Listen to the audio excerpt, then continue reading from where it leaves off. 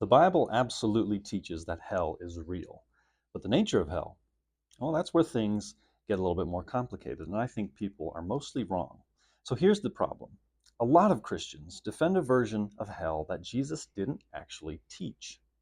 When Jesus describes judgment, he uses deliberately shocking, hyperbolic, attention grabbing imagery, the same way that he talks about, say, removing a hand or yanking out an eye if it causes you to sin. And I've never heard a sermon or read a peer reviewed paper arguing that those are literal instructions. But the minute Jesus mentions eternal fire, undying worms, and darkness, suddenly people like to switch to a wooden, flat reading of the text and insist that Jesus must be giving us a literal physics lesson of hell.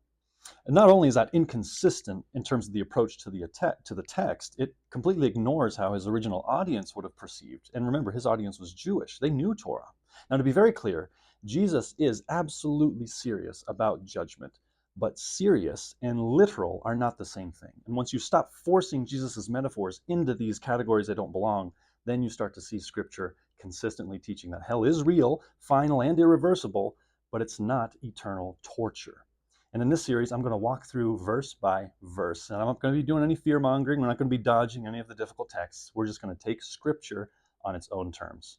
Stay tuned.